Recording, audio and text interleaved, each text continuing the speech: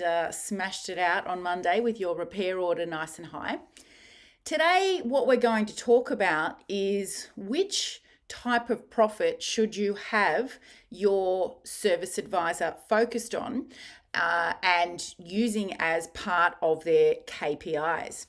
Now, for those of you that don't yet have a service advisor in place, perhaps you've got somebody hired in an admin or reception role, I want you to start transitioning that person into being numbers focused and into service advisor. So you really have to kind of put on your big girl or your big boy pants here and have a conversation with that person as to whether where you want the business to go and the direction that the business needs to go in is going to be suitable for them, because that role out the front, liaising with the customers, needs to be a sales role. So traditionally, receptionists and admin people aren't that comfortable with asking sales type questions and overcoming objections so that sales can be made.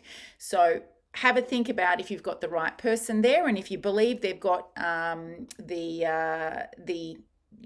depth and at least look like they might want to learn, then proceed with that person. But otherwise, you may need to start recruiting for somebody more suitable. So that got me off on a tangent. Back to what we're talking about, profit.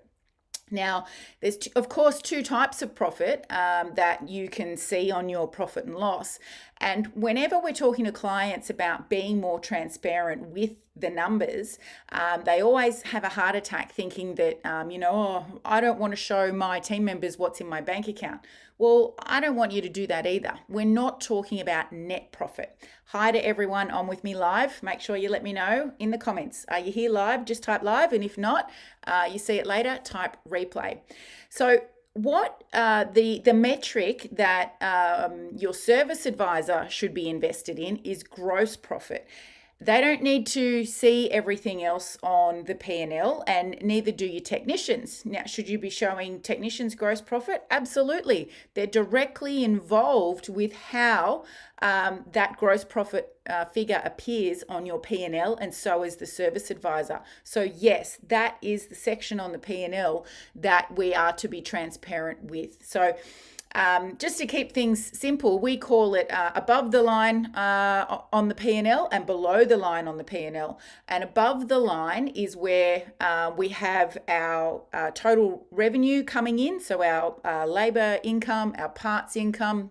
And then we have our cost of goods sold. So obviously our cost of parts, and depending on who your accountant is and how they prefer your P&L to be set out, many of you will see your technicians' wages sitting in cost of goods sold as well, because it is a direct cost to the job being done. So our gross profit figure is the figure, obviously, after we have our cost of goods sold taken away from revenue. What's left over is our gross profit number, and that's what we need to have the team invested in. Now, our service advisor in particular needs to be invested in gross profit, because they are directly contributing to the price that things get sold at and the price that things get bought in at. So if your service advisor is pricing parts and ordering them in, you don't have a separate parts manager doing that, then it's very, very important that they are working towards obviously buying the best quality parts at the lowest price that you can, so that you have the highest margin possible. And they're also obviously involved in going back to the customer with the total estimate for the work required. So we need to make sure that we know what's going to make us a profit on each job. And therefore, your service advisor is heavily invested in your margins. So those of you that have done Service Advisor Pro, our industry leading service advisor training, would know that the service advisor is the advocate for the customer's car, which means they're the go-between between the customer and the technician, but they take ownership of the customer's car when it comes into your auto repair shop. So they are asking from the technician, I want to know everything that you discover on this vehicle, and it's my job to put your recommendations back to the customer. So the service advisor is pricing it up. The service advisor is looking at what wasn't agreed to last time but really needs to be done this time. So they need to be across everything financially to do with this vehicle, which is why gross profit is one of their key areas of focus. So when you go to set targets, I see this question asked all the time: what metrics should I be using? And of course, we're working on it every day in the engine room with our engine room clients. But if gross profit doesn't form part of the metrics that you're asking them to achieve, then I'm not quite sure that you have the right understanding of what the role should be achieving. So you need to know what your gross profit is at the moment and set a new target. And you obviously want to improve in just little increments each month. And you and your service advisor have to sit down and agree to that and come up with ways that can be done. Now, if you aren't very aware of your numbers, then there's obviously a fair bit of work there for you to understand where you're at and where you want to go and where the business is being let down. So that might be in that jobs are getting left off job cards, or that margins have been set in your invoicing software, your management software, that are no longer appropriate. They were done a few years ago. There's been however many price rises, inflation, etc., and those prices haven't been changed. So that could be eroding your margins and therefore your profit result. So it really is, it falls to you to know what areas of concern need to be worked on. It's up to your service advisor to make sure that that work is done and that your margins increase and that your gross profit result is where you want it to be.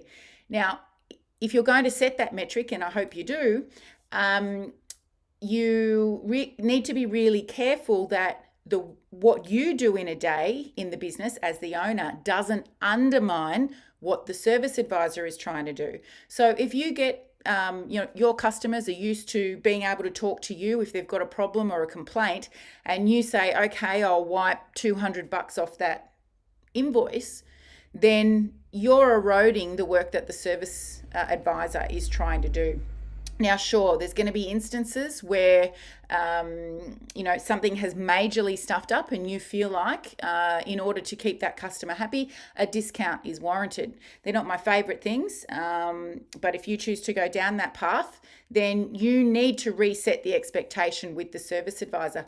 But my advice, and this is what we tell every single client and every single attendee at Service Advisor Pro, is you as the owner should get out of the way when it comes to estimating and invoicing and the final handover to the customer. Your service advisor is there to handle customer complaints. It's one of the functions of their position.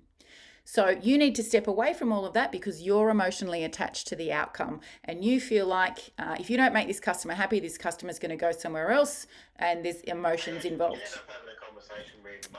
And I just need to turn my phone off because one of my team members is currently sending me a walkie-talkie message. Hilarious. So get out of the way of making those emotional decisions and let your service advisor handle it. Because if you've instructed your service advisor that there are no discounts and they have no budget to do discounting, they'll find other ways to make the customer happy again. And it might just be that things weren't explained properly. So leave your service advisor to do the job you've empowered them to do, and you'll have less chance of eroding the profit margins that you've set them up to achieve. So that's gross profit, and that is why it should be the focus of the KPIs, or one of the KPIs that you set for your service manager. And you should also be making it transparent for your technicians. That's another conversation though, as to how they fit in there. So I hope you found that useful. Let me know in the comments what your thoughts are if you've got a question, and we'll see you again tomorrow.